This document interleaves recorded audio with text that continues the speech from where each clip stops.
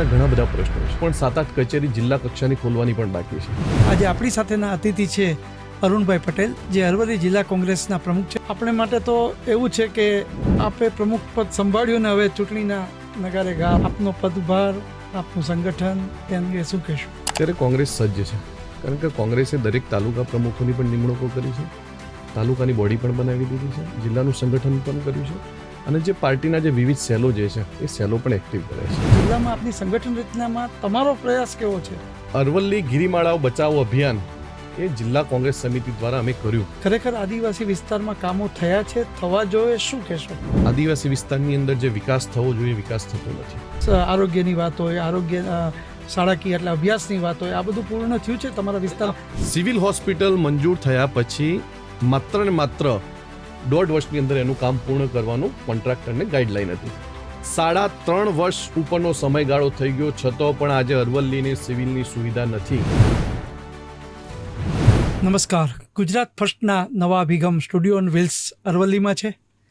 અરવલ્લીની જે સામાજિક સંસ્થાઓ છે, અન્ય જે સ્ટોરીઓ છે એ આપણે જોઈ પછી હવે શાસક અને વિપક્ષ બંનેને ગુજરાત ફર્સ્ટ મળવાનો પ્રયત્ન કરી રહ્યું છે. ત્યારે આજે આપણી સાથેના અતિથિ છે અરુણભાઈ પટેલ, જે અરવલ્લી જિલ્લા કોંગ્રેસના પ્રમુખ છે. અરવલ્લી જિલ્લા કોંગ્રેસની શાસન ધુરા 8 મહિના પહેલાં જ સંભાળી છે કોંગ્રેસની. અને અરુણભાઈ, આપનું સ્વાગત છે.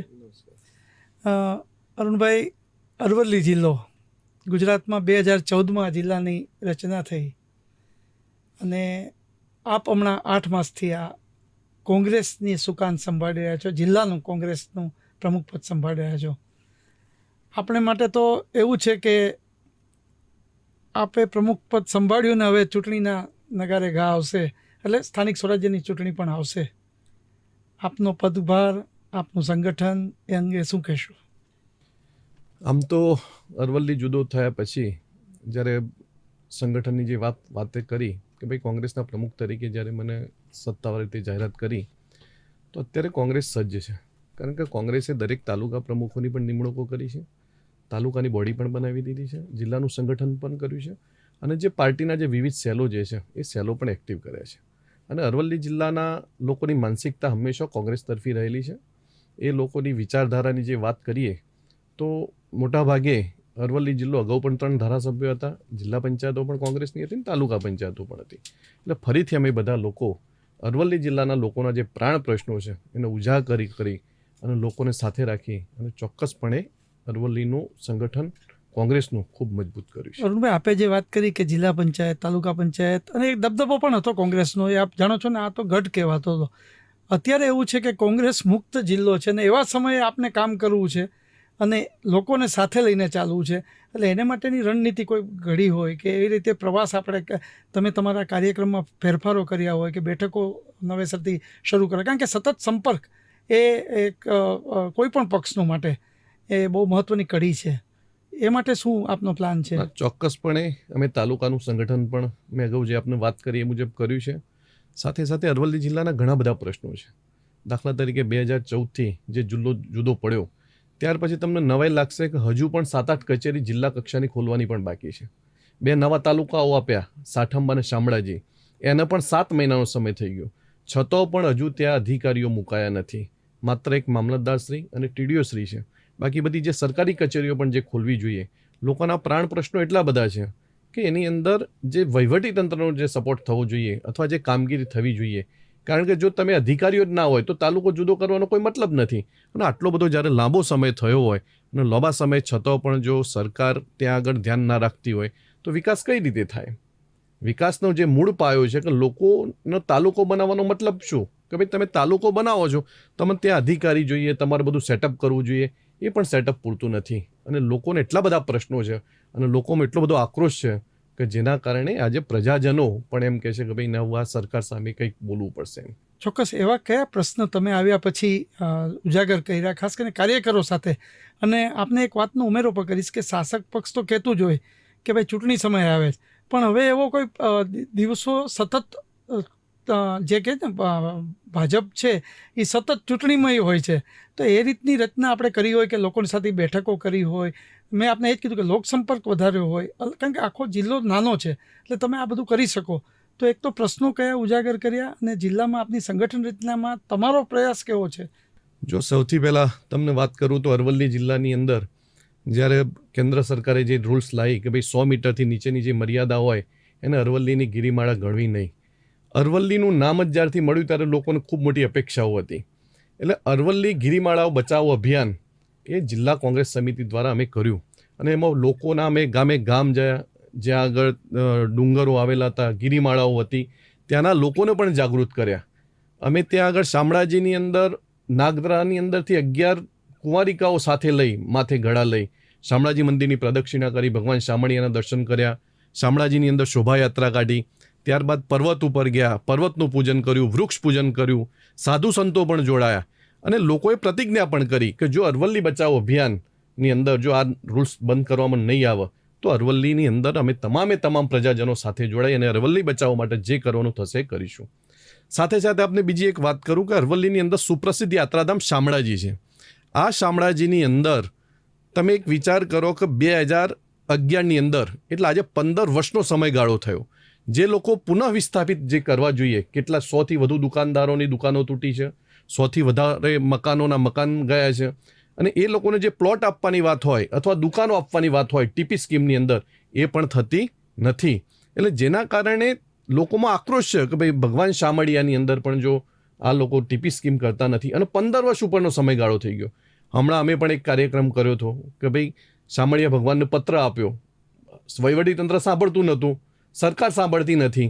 એટલે શામળાજીના પ્રજાજનોની ઈચ્છા હતી એટલે અમે ભગવાન શામળિયાના ચરણોમાં પત્ર મૂકીને એમ કહ્યું કે ભગવાન શામળિયા તમે પણ કંઈ આ લોકોને કંઈક એ કરો કે જેથી કરીને એમની સંવેદના કરો, એમની સરકારની અંદર જાગૃતિ આવે અને જે આ શામળાજીના જે પ્રશ્નો છે એ પ્રશ્નો હલ થાય તો ચોક્કસપણે એ કંઈક થઈ શકે. અરુણભાઈ, વચ્ચે આપણે પૂછીશ કે અરવલ્લી બચાવવાની જ્યારે વાત નીકળી ત્યારે એ આંદોલન તમે એક કોંગ્રેસના નેજા હેઠળ ઉપાડ્યું, પણ એ લોકોની લાગણી હતી એટલે અરવલ્લી સિવાયના જે બધા હતા ગુજરાતના લોકો એની પણ એક ઈચ્છા હતી કે આ ન થવું જોઈએ. તો તમને શાસક પક્ષનો કોઈ ટેકો એમાં મળતો હતો કે ભાઈ અમે પણ તમારી સાથે છે કે એવો કઈ અનુભવ થયો હતો? શાસક પક્ષના જે લોકો હતા, જે અમુક જે સેકન્ડ કેડર કહેવાય એમની થર્ડ કેડર, એ લોકો પણ એવું કહેતા કે ભાઈ આ વાત સાચી છે, એમ અરવલ્લીનું તો ખરેખર બચાવવું જોઈએ. કારણ કે અરવલ્લી પ્રકૃતિ, કારણ કે એ તો શું કહેવાય, ન તો રણ પ્રદેશ આખો થઈ જવાનો હતો. જો અરવલ્લીની ગિરિમાળાઓ બચતી ના હોત તો એના પાણીના પ્રશ્નો, બીજા ઘણા બધા પ્રશ્નો ઉપદ્રવ થતા, એમ પર્યાવરણની વાત હોય. એટલે અરવલ્લી બચાવની અંદર અરવલ્લી જિલ્લાના પ્રજાજનોએ અમને ખૂબ સહકાર આપ્યો. એમ કોંગ્રેસના લોકોએ તમે ઉજાગર કર્યું પણ જે પ્રજાજનોએ જે સપોર્ટ કરવો જોઈએ અમને બહુ પાવરફુલ સપોર્ટ કર્યો હતો. બીજું અરુણભાઈ, આપના જે અરવલ્લી જિલ્લામાં આદિવાસી વિસ્તાર પણ આવી રહ્યો છે. ઘણી વખત એવું કહેવામાં છે કે આદિવાસી ઉત્થાન માટે ઘણી ગ્રાન્ટો ફળવાય છે, કામ થાય છે. એમના પ્રતિનિધિઓ પણ જુદા જુદા પક્ષમાં કહે છે કે ભાઈ ખરેખર આ થવું જોઈએ, ન થવું જોઈએ, આક્ષેપ પ્રતિ આક્ષેપ થાય. પણ તમે આ જિલ્લામાં છો, તમે આનો કદાચ અભ્યાસ પણ કર્યો હશે. ખરેખર આદિવાસી વિસ્તારમાં કામો થયા છે, થવા જોઈએ, શું કહેશો? ખરેખર સાચા અર્થમાં તો આદિવાસી વિસ્તારની અંદર જે વિકાસ થવો જોઈએ વિકાસ થતો નથી. વિકાસની વાતો થાય, ઘણી બધી યોજનાઓ થાય, એની અંદર બજેટ ફળવાય. આપે પણ જોયું હશે કે આ વખતે વિધાનસભામાં પણ કોંગ્રેસના ધારાસભ્યોએ પ્રશ્ન ઉપાડેલો કે ભાઈ જે આદિવાસી વિસ્તાર માટે જે બજેટ ફાળવવામાં આવ્યું એ બજેટ પણ પૂરતું વપરાતું નથી. અહીં તો અમારા 3 તાલુકાઓ જે છે ભાઈ શામળાજી નવો જે બન્યો એ, ભિલોડા અને મેઘરજ, તો ટ્રાઇબલ વિસ્તારની અંદર પણ જે યોજનાઓનું ઇમ્પ્લિમેન્ટેશન થવું જોઈએ એ થતું નથી અને સાચા અર્થમાં આદિવાસીને એ વિકાસનો લાભ મળતો નથી. એટલે ચોક્કસ એમાં જે એમનું જે પાયાની જરૂરિયાત છે આદિવાસી વિસ્તારની એ પૂર્ણ થઈ છે કે આરોગ્યની વાત હોય, આરોગ્ય શાળાકીય એટલે અભ્યાસની વાત હોય, આ બધું પૂર્ણ થયું છે તમારા વિસ્તાર? આપને એક નવાઈની વાત લાગશે કે અરવલ્લી જિલ્લાની અંદર સિવિલ હોસ્પિટલ મંજૂર થઈ. કોંગ્રેસે જ આંદોલન કરેલા એ વખતે અને કોંગ્રેસના આંદોલનના કારણે સિવિલ હોસ્પિટલ મંજૂર થઈ. સિવિલ હોસ્પિટલ મંજૂર થયા પછી માત્ર ને માત્ર 1.5 વર્ષની અંદર એનું કામ પૂર્ણ કરવાનું કોન્ટ્રાક્ટરને ગાઈડલાઈન હતી. 3.5 વર્ષ ઉપરનો સમયગાળો થઈ ગયો છતાં પણ આજે અરવલ્લીની સિવિલની સુવિધા નથી. અમે હમણાં 1.5 મહિના પહેલાં જ આ મુદ્દો ઉપાડ્યો. અમે કલેક્ટરશ્રીને પણ મળ્યા, અમે આગળ આરોગ્ય મંત્રીને પણ લખ્યું છે કે ભાઈ તમે તાત્કાલિક ધોરણે કરો. સિવિલ હોસ્પિટલ જે બનવી જોઈએ એ બની નથી. એમ સિવિલ હોસ્પિટલ મંજૂર થઈ ગઈ પણ 1.5 વર્ષની અંદર કામ પૂર્ણ કરીને એને રોટેટ કરી દેવાની હોય, લોકોને લાભ મળતો થાય સિવિલ હોસ્પિટલનો, પણ એ સિવિલ હોસ્પિટલનો લાભ મળતો નથી. 3.5 વર્ષનો સમયગાળો થઈ ગયો નવાઈની વાત તો એ છે કે 1.5 વર્ષમાં પૂર્ણ કરવાનું કામ 3.5 વર્ષે પણ પૂર્ણ થયું નથી. એટલે આ લોકોને આરોગ્યની સુવિધા ક્યારે મળશે એ પણ એક મોટો પ્રશ્ન છે. તો પ્રદેશ કક્ષાએ આપના પ્રમુખ છે અમિતભાઈ, એ પણ ત્યાં ધારાસભામાં જ બેસે છે. એ સિવાયના તુષારભાઈ પણ અત્યારે ત્યાં છે. તો આ બધા આ રજૂઆત કરે છે કે કેમ? આપની પાસેથી કોઈ વિગતો લઈને કદાચ વિધાનસભા? બિલકુલ. આ વખતે પણ અમારા પ્રદેશ પ્રમુખ અમિતભાઈ ચાવડા હોય કે વિપક્ષના નેતા ડોક્ટર તુષારભાઈ ચૌધરી હોય, એમને પણ અમારા મુદ્દાઓ, અમે જે અરવલ્લીના મુદ્દાઓ આપ્યા એવા 12 પ્રશ્નો આ વખતે પણ વિધાનસભામાં ઉઠાયા છે. અને જે વિકાસલક્ષી હોય, દાખલા તરીકે આપને નવાઈની વાત લાગશે કે ભાઈ હંમેશા જો ટ્રાફિક થતો હોય તો રોડ ના બંધ કરી દેવાય. મોડાસાથી ધનસુરા અને બાયડ અને કપડવન જતો રોડ એ વહીવટી તંત્રએ 1.5-2 વર્ષથી બંધ કરી દીધો છે. અને એમાં એવો આક્ષેપ પણ છે કે ભાઈ આ ટોલ રોડ જે અત્યારે માલપુરનો છે, ફોરલેન, એ એલએનટીને ફાયદો કરવા માટે આ કર્યું છે. ખરેખર જો તમારા રોડ ઉપર અકસ્માતો થતા હોય, ધનસુરાની વાત કરીએ તો ધનસુરામાં બાયપાસની જરૂરિયાત છે, એ પણ આજે મંજૂર કરે 3 વર્ષનો સમયગાળો થઈ ગયો, છતાં પણ હજુ જમીન સંપાદનની પણ કામગીરી થઈ નથી. તો કઈ રીતે તમે વિકાસ ગણો છે?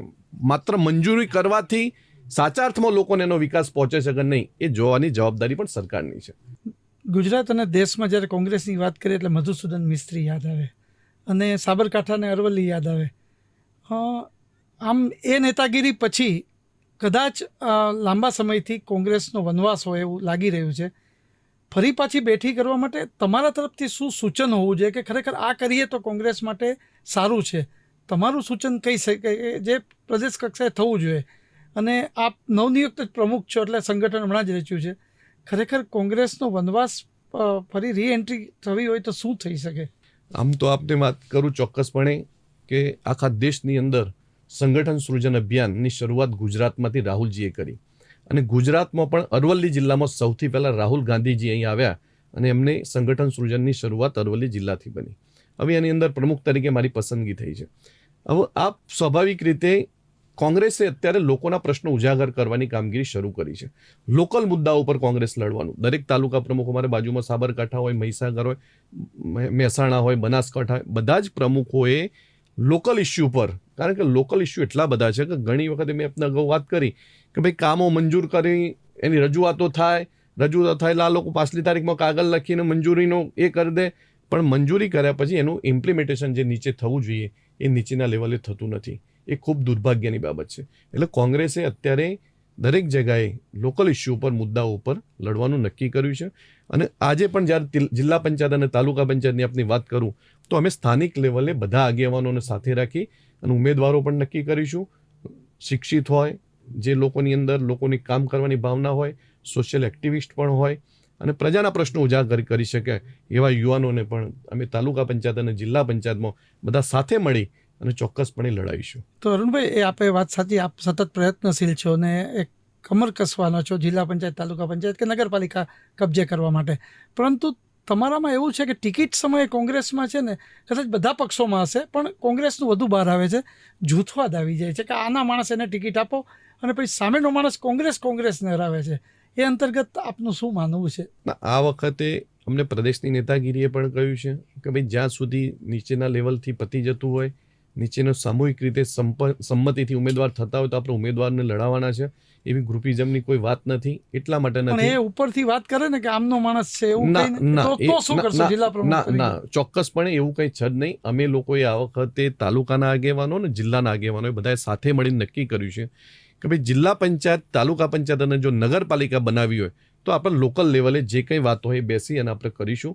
અને મજબૂત અને શિક્ષિત, મારા તારામાં અમે કોઈ નહીં પડીએ અને ચોક્કસપણે જે સક્ષમ ઉમેદવાર હોય, લોકોના પ્રશ્નો સમજી શકે, શિક્ષિત હોય એવા ઉમેદવારો ચોક્કસ અમે મેદાનમાં ઉતારીશું. આપનું કોંગ્રેસ કાર્યાલય મેં જોયું કાલ ધમધમતું હતું, તમે બધા કાર્યકરો સાથે બેઠક કરતા હતા. કેવી તૈયારી ઉમેદવારી પસંદગી માટે? બાયોડેટા મગાવો છો, એમની પ્રોફાઇલ મગાવો છો, અથવા એ ગામને પર્સનલ બોલાવો છો તાલુકા પંચાયત, જિલ્લા પંચાયત માટે? આપની પ્રક્રિયા કઈ રીતની અત્યારે કાર્યશીલ તરીકે? અમે દરેક તાલુકા વાઇઝ મિટિંગો કરી છે, જિલ્લા પંચાયતની બેઠક વાઇઝ પણ મિટિંગો કરી છે, એના પણ પ્રભારીઓ નિમ્યા છે. તાલુકા પંચાયત વાઇઝ પણ બેઠકો કરી છે, ત્યાં પણ અમે પ્રભારીઓ નિમ્યા છે. સાથે સાથે અમે અમારું એક એવું ગ્રુપ કર્યું છે કે જેની અંદર લોકોમાં સર્વે થાય અને લોકોમાં સર્વે થઈને ખરેખર કોણ મજબૂત ઉમેદવાર છે, કોણ લડી શકે એમ છે અને કોણ જીતી શકે એમ છે, એ રીતના અમારા પ્રયાસો છે. અમારા આગેવાનો પણ નિષ્ઠાપૂર્વક દરેક ગામે ગામ જવાના પ્રયાસો કર્યા છે અને સંગઠન પણ અમે આ વખતે એટલું મજબૂતાઈથી કર્યું છે કે જેના કારણે આગામી દિવસોની અંદર જે સારા હોય, લોકલ હોય, મજબૂત હોય એવા ઉમેદવારોની પસંદગીમાં મારા તારામાં પડ્યા સિવાય ચોક્કસપણે અમે તાલુકા અને જિલ્લા પંચાયતમાં ઉમેદવારો કરીશું. હવે એમાં આપણો ત્રીજો પક્ષ કોઈ દી ગુજરાતમાં ચાલતો નથી, પણ એક પક્ષ આવ્યો છે આમ આદમી પાર્ટી, એની અસર રહે છે અને એ અંતર્ગત આપનો શું પ્રતિભાવ છે? ના, એટલે આમ આદમી પાર્ટી સ્વાભાવિક રીતે એ પક્ષ એની રીતે પણ પ્રયત્નો કરતા હોય છે, પણ અમે બીજી કોઈ પણ વાતમાં પડ્યા સિવાય અમે અમારા પક્ષને કઈ રીતે મજબૂત કરવું, અને અમે તો અત્યારે લોકો ઉપર પ્રાધાન્ય આપ્યું છે. નહીં, પણ અમે જ્યાં જ્યાં પરિણામોનું વિશ્લેષણ કરીએ તો મોટે ભાગે આમ આદમી પાર્ટી જાણે કોંગ્રેસને અસર કરતી હોય એવું દેખાય, તો એ અંગે અભ્યાસ કેવો કર્યો છે? કારણ કે એ અસર કરતા તો રહી છે, ના, બરાબર છે, અસર કરતા રહી જ છે. એનું વિધાનસભામાં પણ ઇફેક્ટ આવી જ છે, નથી આવી એવું પણ નથી, પણ એ મુદ્દે પણ અમે કઈ રીતે એને કવર કરી શકીએ એ માટે અમારા જિલ્લા પૂરતું તો અમે ચોક્કસપણે પ્રયત્નો કરીએ છીએ કે જેથી કરીને આપણને નુકસાન ના થાય અને ઉમેદવારો મજબૂતાઈથી જીતી શકે એમ. ચોક્કસ. અરવલ્લી જિલ્લા અને અરવલ્લીની ગિરિમાળાની જે વાત થઈ, ભલે ન્યાયાધીન આખો મુદ્દો છે, પણ આપની ગુજરાત ફર્સ્ટના દર્શકોને માટે શું કહેશો કે આ પર્વતમાળા વિશે એને માટે શું કરવું જોઈએ અને શું થવું જોઈએ એ અંતર્ગત આપ શું કહેશો? ચોક્કસથી હું આપણા ગુજરાત ફર્સ્ટના દર્શક મિત્રોને ચોક્કસથી કહીશ કે અરવલ્લી બચાવવું એ ખૂબ જરૂરી છે, કારણ કે આજે પ્રકૃતિ હશે તો આપણે કંઈક મેળવી શકીશું. પાણી પણ ક્યાંથી આવે છે? આપ જોઈ શકો છો કે ડુંગરો અને પર્વતો છે, પર્વતો ઉપર જે વરસાદ પડે છે તો કોઈ દિવસ રણ પ્રદેશમાં નદી નથી હોતી. પર્વતો ઉપરથી જે પાણી પડે ને એ પાણીના કારણે નદીઓ અને ડેમોની અંદર જે પાણી સ્ટોરેજ થાય છે, એટલે પાણીનો પણ એનો પ્રશ્ન હલ થતો હોય છે. પર્યાવરણ પણ ખૂબ જરૂરી છે. ડુંગરોની અંદર વૃક્ષારોપણનું હોય છે, વૃક્ષો પણ હોય છે, અને વૃક્ષો હશે તો જ જીવન છે એવું આપણે વર્ષોથી આપણે જોયું પણ છે. એટલે પર્યાવરણ બચાવવાની અંદર હું સૌ દર્શક મિત્રોને વિનંતી કરીશ કે અરવલ્લી બચાવો અભિયાનની અંદર આપ સૌએ પણ જોડાવવું જોઈએ. પાણી બચાવવાની વાત હોય, વૃક્ષો બચાવવાની વાત હોય કે પર્વત બચાવવાની વાત હોય, ચોક્કસપણે આપણે બધા એની અંદર સાથે જોડાવવું જોઈએ. ચોક્કસ. બીજી જો વાત કરીએ કે અત્યારે મોટે ભાગે તમે જુઓ તો એક પક્ષમાં તો ખેડૂતના નેતાગીરી માટે એક જણાએ પક્ષ છોડ્યો છે, સામે બીજો પ્રહાર થઈ રહ્યો છે. આમ આદમી પાર્ટીની જ વાત કરું, રાજુ કરપડા અને ગોપાલ ઇટાલિયા. તમારા વિસ્તારમાં ખેડૂતોના પ્રશ્ન કેવા અને કિસાન પ્રશ્નોને મુદ્દે આપની જાગૃતતા કેવી રહી છે અને કેવા પ્રશ્નોનો સામનો ખેડૂતો કરી રહ્યા છે? આપે ખૂબ સરસ વાત કરી. ખેડૂતોની વાત એટલા માટે ખૂબ જરૂરી છે. અરવલ્લી જિલ્લો એ માત્ર ને માત્ર ખેતી અને પશુપાલન પર નભતો જિલ્લો છે. અરવલ્લી જિલ્લાની અંદર એક પણ ઉદ્યોગ એવો નથી કે જ્યાં 150 લોકોને રોજગારી મળતી હોય. એટલે અહીંના લોકો માત્ર ને માત્ર ખેતી અને પશુપાલન ઉપર નભે છે. તમને નવાઈની વાત લાગશે, આ વખતે મોટાભાગના વિસ્તારની અંદર બટાકાની ખેતી હતી, તો બટાકાની અંદર 70, 80 થી 90 રૂપિયા બટાકા લોકોના ગયા છે. સામે દવા, ખાતર, બિયારણના ભાવો ઉચકાઈ ગયા છે. ઘણી વખત તો બિયારણ અને ખાતર પણ મળતું નથી. એ સંજોગોની અંદર ખેડૂતો થાકી ગયા છે. તમને નવાઈની વાત લાગશે, ઘઉં પણ આ એરિયાની અંદર થાય છે. અત્યારે ઘઉં 420 થી 470 રૂપિયા જાય છે. ઘઉં સરકારે ભાવ બાંધ્યો છે 570 રૂપિયા. ખેડૂતોના ઘઉં બધા ભરાઈ જશે એટલે લોકો ઘઉં વેચી દે, પછી એ ઘઉં જે છે એ ખરીદવાનું સરકાર ચાલુ કરે. હજુ સુધી સરકારે ચાલુ કર્યું નથી. ભાવ ટેકાના બાંધ્યા છે, રજીસ્ટ્રેશન કર્યું છે, પણ હજુ ઘઉં કયો ખેડૂત એવો હોય? કારણ કે એને પોતાને મજૂરી ચૂકવવાની હોય, થ્રેસરના પૈસા ચૂકવવાના હોય, દવા બિયારણ ખાતરના પૈસા ચૂકવવાના હોય, એટલે ખેડૂત તો બિલકુલ પાયમાલ થઈ ગયો છે. આ સરકારે ખેડૂતોની નીતિ ચોક્કસપણે બનાવવી જોઈએ, અને ખેડૂત જો સમૃદ્ધ નહીં હોય તો દેશ પણ સમૃદ્ધ થવાનો નથી. એટલે ખેડૂતોને ફાયદો થાય એ દિશામાં ચોક્કસપણે કરવું જોઈએ. તો માવઠાનો માર પણ એમને એવો લાગ્યો છે, તો એનું વળતર પૂરેપૂરું મળી ગયું કે એ બાબતે? બિલકુલ નહીં, બિલકુલ નહીં. આજે પણ તમે કેટલાય લોકો, ગામો એવા છે કે જે લોકો, દાખલા તરીકે મોડાસા તાલુકાનું મોતીપુરા ગામ છે, જીતપુર ગામ છે, એવા ગામોની અંદર ખેડૂતોની પૂરો સમાચાર પણ નથી પહોંચ્યા. ઘણી વખતે કોઈક અધિકારીઓ એમ કહ્યું કે ભાઈ તમારો ગામનો સમાવેશ નથી. એકચ્યુઅલી બધાને લાભ આપવાનો હતો, તો એ લોકો ફોર્મ પણ ભરી શકે. પ્રતિનિધિ તરીકે તમારી વિપક્ષની પણ ફરજ છે ને કે તમે ઉજાગર કર્યું? બિલકુલ. અમે લોકોએ તો જ્યાં જ્યાં જરૂરિયાત હતી ત્યાં બધાને કહ્યું છે એમ, પણ સ્વાભાવિક રીતે અમારી પાસે જેટલું નેટવર્ક હોય ત્યાં તો અમે બધી જગ્યાએ કહ્યું છે કે ભાઈ તમને આ લાભ મળશે, આ થશે. ખેડૂતોને ઉજાગર કરવાનો પ્રયત્ન, પણ જે સાચા અર્થમાં લોકોને લાભ મળવો જોઈએ ખેડૂતોને, એ મળતો નથી. બીજું, આપ તો જિલ્લા પ્રમુખ તરીકે સક્રિય છો. હું હજુ કહું છું કે કોંગ્રેસની કમર કસવા માટે પૂર્વ જે લડતવાળા જે કહી શકાય એવા પૂર્વ ધારાસભ્ય હોય, પૂર્વ અગ્રણી હોય, પૂર્વ જિલ્લા પંચાયતના પ્રમુખો, આ બધાને એક સક્રિયતા કરવાની ખૂબ જરૂર છે એવો એક સુરકાલ કાર્યકરો પણ કહેતા હતા. અમે આપના કાર્યાલય પાસે પૂછ્યા તો પૂછ્યું કે આ બધું જો સાથે રહે તો તમારી ટીમ વધુ મજબૂત રહે, એ માટેના પ્રયાસ કોઈ કર્યા છે? કારણ કે અમે મધુસૂદનભાઈ મિસ્ત્રીનું એટલે નામ આપ્યું કે એ દેશના કોંગ્રેસના અગ્રણીમાં એમનું ગણના થતી હતી. તો એવા કોઈ જે કહી શકાય પૂર્વ અગ્રણીઓ તમારી સાથે સતત ટચમાં રહેતા હોય, સતત સંપર્કમાં રહી અને આ બધા કાર્યો કરતા હોય, એ અંગે આપ? હા, ચોક્કસપણે અમારા જે આપ નેતા કહ્યું મધુસૂદનભાઈ મિસ્ત્રી સાહેબ, એમનો પણ હમણાં જ્યારે ગાઈડલાઇનની જરૂરિયાત પડી હોય ત્યારે પણ એમને માર્ગદર્શન આપ્યું છે. સાથે સાથે એમને અવારનવાર મુલાકાતો પણ છે. વિપક્ષના નેતા તુષારભાઈ ચૌધરી પણ અહીંથી લોકસભા લડેલા, એમના પણ અવારનવાર મિટિંગોમાં આવવાનું, અવારનવાર લોકોના સાથે સંપર્ક કરવાનું. રહી વાત અમારા પૂર્વ ધારાસભ્યો જે છે એ પણ અમારી તમામ મિટિંગોની અંદર જિલ્લા પ્રમુખ જે હોય, કોંગ્રેસના હોય કે જિલ્લા પંચાયતના હોય, એ બધા અમે સંયુક્ત રીતે અત્યારે કરી રહ્યા છે. પોતે દરેક પોતપોતાની જવાબદારીઓ અમે સ્વીકારી લીધી છે અને સમજીએ છીએ કે ભાઈ જો આપણે એકમેક થઈ અને નહીં લડીએ તો આ સમયની અંદર ખૂબ કપરા સમયની પરિસ્થિતિમાં ચોક્કસપણે જો સાથે રહીને લડીશું તો જ પરિણામ સુધી પહોંચીશું. અને લોકોના પ્રશ્નો જો ઉજાગર કરવા હોય, લોકોની વાત કરવી હોય અને અરવલ્લી જિલ્લાના વિકાસ માટે ખૂબ જરૂરી છે. તમે વિચાર કરો, આજથી 30 વર્ષ પહેલાં કડાણા હાઈબે કેનાલની વાત થતી હતી સિંચાઈની સુવિધા માટે. આજે પણ અરવલ્લી જિલ્લો ખેતી ઉપર નિર્ભર હોવા છતાં 50% એરિયા એવો છે કે જ્યાં પાણી પહોંચતું નથી. સરકાર વાત કરે છે, સુજલામ સુફલામની વાત કરે, ડેમોની વાત થાય. ડેમો પણ કોંગ્રેસની સરકાર વખતે બનેલા અને એ ડેમોની અંદરથી જે એનો કમાન્ડ એરિયા વધારવાની વાત હોય એ કમાન્ડ એરિયા પણ વધારાતો નથી.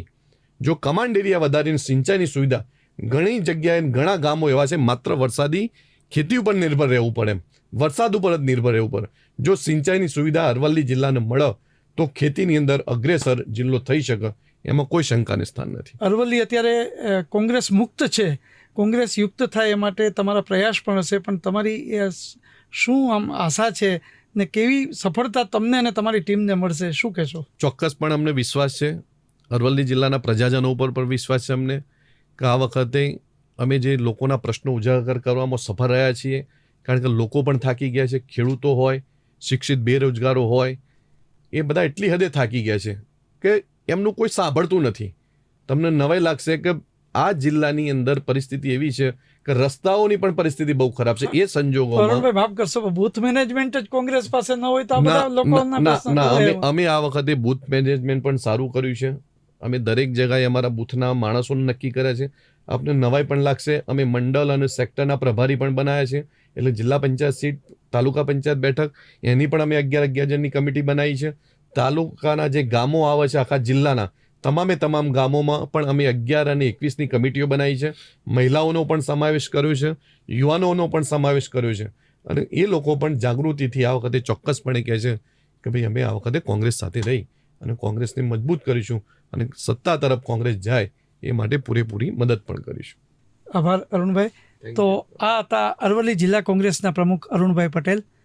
તેઓએ જ્યારથી જિલ્લા કોંગ્રેસ પ્રમુખની શાસનધુરા સંભાળી છે ત્યારથી એમના કાર્યો સતત કર્યા છે અને એમને આશા છે કે આગામી સ્થાનિક સ્વરાજ્યની જે ચૂંટણી છે એમાં જે કોંગ્રેસ મુક્ત અરવલ્લી જિલ્લો છે એ કોંગ્રેસ યુક્ત થાય એવા એમના પ્રયાસ રહેશે અને સંગઠન સહિતની કાર્યવાહી કરી અને અરવલ્લી જિલ્લાના જે પ્રશ્નો છે અને ખાસ કરીને અરવલ્લી બચાવો સહિતના જે મુદ્દાઓ છે એ મુદ્દાઓને પ્રજા સાથ આપશે અને કોંગ્રેસ એમાં જ્વલંત સિદ્ધિ મેળવશે.